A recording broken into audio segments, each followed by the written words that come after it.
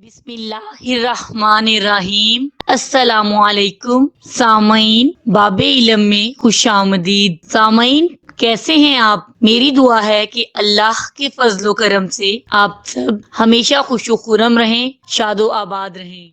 सच्चा शरीके हयात वही है जो आपको दुनियावी तहफ्फुज़ और खुशियों के साथ आखिरत में भी सुरखुरू करवाए और आपके साथ खड़ा हो और आपको भटकने से बचाए। एक जोड़े की लव मैरिज हुई और उनकी जिंदगी माशाअल्लाह खुशियों से भरी थी। शौहर एक दिन बीवी से, तुमने आज नमाज नहीं पढ़ी? बीवी, थक गई थी इसलिए नहीं पढ़ी, सुबह पढ़ लूंगी। शौहर को ये बात बुरी लगी मगर बीवी को कुछ ना कहा, खुद नमाज पढ़ी, तिलावत की और सो गया। दूसरे दिन बीवी के उठने से पहले ही नमाज पढ़ के दफ्तर के लिए निकल गया। बीवी उठी, शौहर को ना पाकर बहुत परेशानी के आलम में बीवी ने शौहर को फोन किया पर कॉल अटेंड नहीं हुई। बार बार कॉल पर नो रिस्पांस। बीवी की परेशानी बढ़ती ही जा रही थी। कुछ घंटे बाद कॉल की तो शौहर की आवाज उसके कानों में पड़ी कि थका हुआ था, लेट गया, नींद आ गई। बीवी ने एक सांस में न जाने कितने सवाल कर दिए। कहाँ थे आप? कितनी कॉल्स की मैंने, जवाब नहीं दे सकते थे। पता है ये वक्त मुझ पे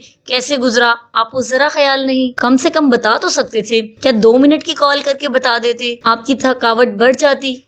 आपको मुझसे जरा प्यार नहीं है। शौहर ने तहम्मुल से जवाब दिया, कल आपने भी तो इस पाक जात की कॉल को नजरअंदाज किया। क्या आपने हय्या अल फलाह की आवाज सुनी थी? वो खुदा की कॉल थी जो आपने थकावट की वजह से नहीं सुनी। इस वक्त भी 5 मिनट बाकी थे। थकावट कितनी बढ़ जाती आपको। नमाज पढ़ के क्या आपको अपने उस परवरदिगार से इतना प्यार भी नहीं जिसने आपको सब कुछ दिया? क्या परवरदिगार को ये बात पसंद आई होगी? बीवी पर सख्ता तारी हो गया और रोते हुए बोली, मुझे माफ कर दें, गलती हो गई, मैं समझ गई। मैं सच्चे दिल से इस्तग़फ़ार करती हूँ कि मेरे परवरदिगार मुझे माफ फरमा। खुदावंद हम सबको 5 वक्त की नमाज पढ़ने की तौफीक अता फरमाए। नमाज पढ़ें इससे पहले कि आपकी नमाज पढ़ी जाए। सामईन, बाबे इल्म पर ऐसी ही मुफीद और मालूमाती वीडियोस देखने के लिए हमारा चैनल सब्सक्राइब करें और पास दिए गए बेल आइकन को जरूर प्रेस करें ताकि बाबे इल्म पर अपलोड की जाने वाली हर नई वीडियो का नोटिफिकेशन सबसे पहले